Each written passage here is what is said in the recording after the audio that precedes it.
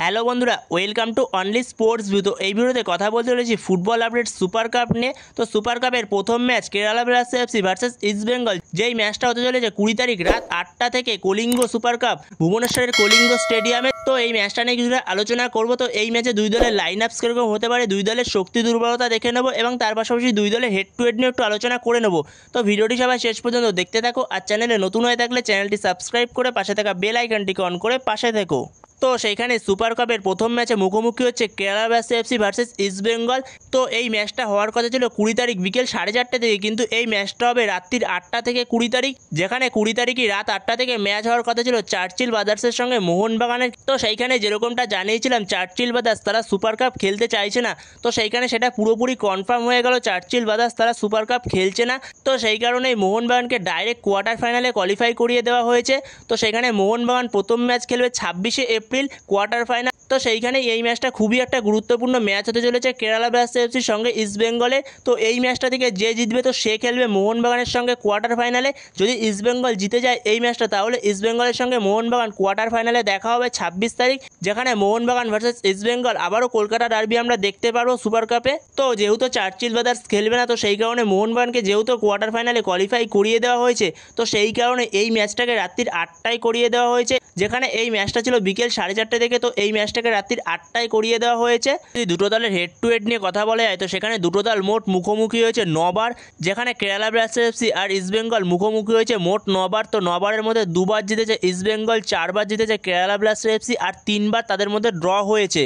আর এই দুটো টিমের মুখোমুখি হতে মোট গোল করেছে 24টা, যেখানে 24টা গোলের মধ্যে 11টা গোল করেছে ইস্ট বেঙ্গল আর 13টা গোল করেছে কেরালা ব্লাস্টার্স এফসি। তো এরপরে যদি দুই দলের শক্তি দুর্বলতা নিয়ে কথা বলা যায়, তো সেইখানে এই মরশুমে দুটো দলই খুবই খারাপ সময়ের মধ্যে দিয়ে গেছে। দুটো দলই খুবই স্ট্রাগল করেছে মরশুমে, আইএসএলে খুবই স্ট্রাগল করেছে দুটো দলই, যেখানে ডুরান্ড কাপে ভালো ফলাফল করতে পারেনি, তারপরে আইএসএলও ভালো ফলাফল করতে পারেনি এই দুটো দলের মধ্যে কোনো দলই। তো সেইখানে দুটো দলই চাইবে ভালো কিছু ফলাফল করতে।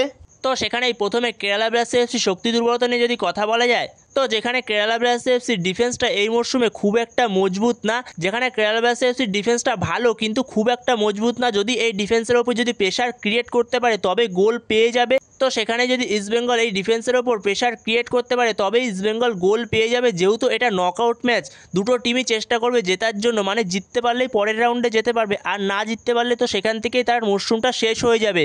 তো যেখানে সুপার কাপটা এই মরশুমে যেহেতু পুরোটাই নকআউট টুর্নামেন্ট, প্রথমে ফার্স্ট রাউন্ড, তারপরে কোয়ার্টার ফাইনাল, সেমিফাইনাল, ফাইনাল, তো প্রত্যেকটা টিমই চাইবে জিততে পরের রাউন্ডে যাওয়ার জন্য।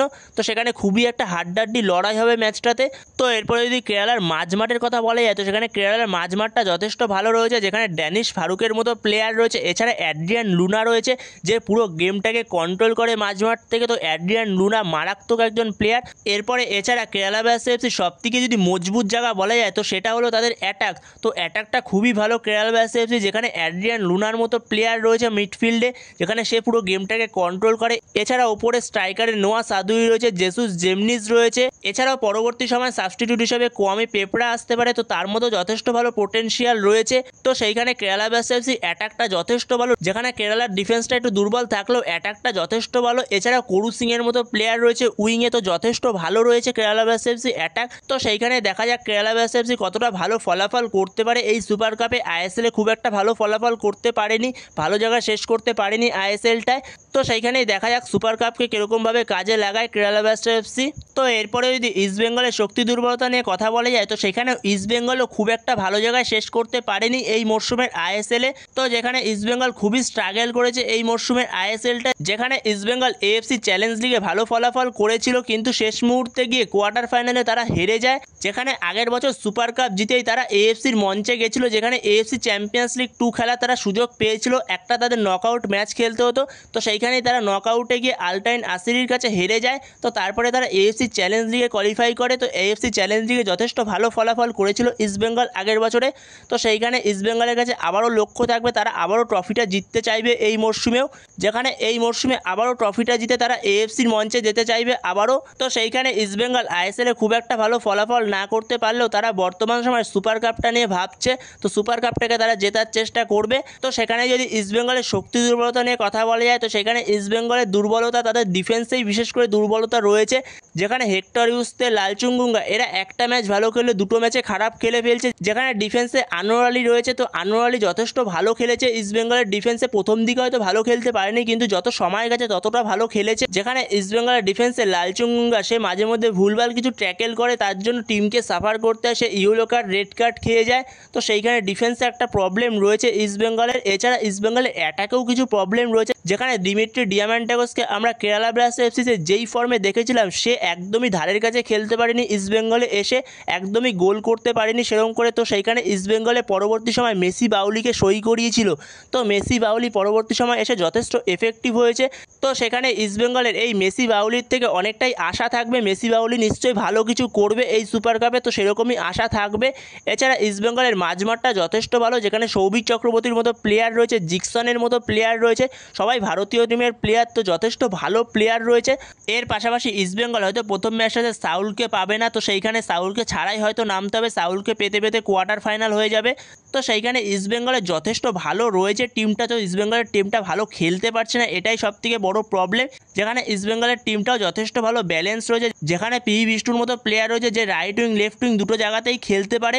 যেখানে অ্যাটাকিং থেকে নাওরে মহেশ আসবে, তো যথেষ্ট ভালো ট্যালেন্টেড নাওরে মহেশ। তো সেইখানে ইস্টবেঙ্গলের টিমটাও যথেষ্ট ভালো, তো ইস্টবেঙ্গল এই সুপার কাপেও ভালো কিছু করার চেষ্টা করবে। তো সেখানে দেখা যাক ইস্টবেঙ্গল কতটা ভালো কিছু করতে পারে। তো সেইখানে দেখা যাক ইস্টবেঙ্গল ফার্স্ট রাউন্ডের ম্যাচটা জিততে পারে কিনা। যদি ইস্টবেঙ্গল ফার্স্ট রাউন্ডের ম্যাচটা জিতে যায় তাহলে আবারও আমরা কলকাতা ডার্বি দেখতে পাবো 26 তারিখে ইস্টবেঙ্গল ভার্সেস মোহনবাগান, যেখানে আমরা আবারও কোয়ার্টার ফাইনালে দেখতে পাবো মোহনবাগান ভার্সেস ইস্টবেঙ্গল কলকাতা ডার্বি। তো এরপরে যদি দুই দলের লাইন আপস নিয়ে আলোচনা করা যায়, তো প্রথমে যদি কেরালা ব্লাস্টার্স এফসি লাইন আপস নিয়ে আলোচনা করা যায়, তো সেখানে কেরালা ব্লাস্টার্স এফসি 4-4-2 ফরমেশনে যেতে পারে ইস্টবেঙ্গলের বিরুদ্ধে। যেখানে কেরালা ব্লাস্টার্স এফসির ওই গোলে স্টার্ট করবে সচিন সুরেশ, যেখানে চারজন ডিফেন্সের মধ্যে লেফট ব্যাক নাওচার সিং, আর সেক্ষেত্রে রাইট ব্যাক সন্দীপ সিং, আর মাঝখানে দুজন সেন্টার ব্যাক, একজন ড্রিঙ্কিচ আরেকজন হরমিপাম রুইভা, আর মাঝমাঠে দুজন, একজন দানিশ ফারুক আরেকজন হলো অ্যাড্রিয়ান লুনা সে মেনলি অ্যাটাকিং দিক থেকে সাপোর্ট করবে, মানে অ্যাটাকিংলি খেলবে, আর ড্যানিশ ফারুক সে ডিফেন্সিভ মিডফিল্ডারের রোলটা প্লে করবে। আর সেক্ষেত্রে দুদিকের উইং থেকে লেফট উইং থেকে মোহাম্মদ আইমান, আর রাইট উইং থেকে করু সিং, আর ওপরে দুজন স্ট্রাইকার, একজন নোয়া সাদুই আরেকজন জেসুস জেমনিস। তো এরকমই হতে চলেছে কেরালা ব্লাস্টার্স এফসির লাইন আপস ইস্টবেঙ্গলের বিরুদ্ধে সুপার কাপে। তো এরপরে যদি ইস্টবেঙ্গলের লাইন আপস নিয়ে আলোচনা করা যায়, তো সেখানে ইস্টবেঙ্গলের কোচ অস্কার বুজন সে কেরালা ব্লাস্টার্স এফসির বিরুদ্ধে 4-4-2 ফরমেশনে যেতে পারে। যেখানে ইস্টবেঙ্গলের হয়ে গোলে স্টার্ট করবে প্রভসুকান সিং গিল, আর চারজন ডিফেন্সের মধ্যে লেফট ব্যাক লালচুঙ্গুঙ্গা আর রাইট ব্যাক মোহাম্মদ রাকিব, আর সেক্ষেত্রে দুজন মেন সেন্টার ব্যাক হবে, একজন আনোয়ার আলী আরেকজন হেক্টর ইউসতে, আর মাঝমাঠে দুজন থাকবে, একজন সৌভিক চক্রবর্তী আরেকজন নাওরে মহেশ। যেখানে নাওরে মহেশ সে মেনলি নম্বর 8 এবং নম্বর 10-এর রোলটা প্লে করবে, সেন্টার মিডফিল্ডার এবং অ্যাটাকিং মিডফিল্ড রোলে খেলবে নাওরে মহেশ। আর সেক্ষেত্রে সৌভিক চক্রবর্তী সে মেনলি ডিফেন্সিভ মিডফিল্ডে খেলবে, সে ডিফেন্সটাকেই সামলাবে। আর সেক্ষেত্রে দুদিকের উইং থেকে লেফট উইং থেকে রিচার্ড সেলি স্টার্ট করতে পারে, আর রাইট উইং থেকে পি বিষ্ণু স্টার্ট করবে, আর ওপরে দুজন ডবল স্ট্রাইকার স্টার্ট করবে, একজন দিমিত্রি ডিয়ামান্টাগোস আরেকজন মেসি বাউলি। তো সেখানে সুপার কাপে ইস্টবেঙ্গল কেরালা ব্লাস্টার্স এফসির বিরুদ্ধে এরকমই লাইন আপস নিয়ে যেতে পারে। তো বন্ধুরা, তোমাদের মতে কী মনে হয়, ইস্টবেঙ্গলের লাইন আপসে কি কোনো চেঞ্জ হতে পারে, বা অন্য কোনো ফরমেশনে যেতে পারে ইস্টবেঙ্গলের কোচ অস্কার বুজন, বা অন্য কোনো ফরমেশনে যেতে পারে ইস্টবেঙ্গলের কোচ অস্কার বুজন? তো তোমাদের এই বিষয়ে কোনো মতামত থাকলে অবশ্যই কমেন্ট করে জানিও। তো বন্ধুরা, এই ভিডিওতে এই পর্যন্তই। তো এই ভিডিওতে এই আপডেটগুলো নিয়ে আলোচনা করার ছিল। তো ভিডিওটি ভালো লাগলে অবশ্যই লাইক শেয়ার সাবস্ক্রাইব করতে ভুলো না। তো নেক্সট ভিডিওতে দেখা হচ্ছে, ততক্ষণের জন্য বাই বাই।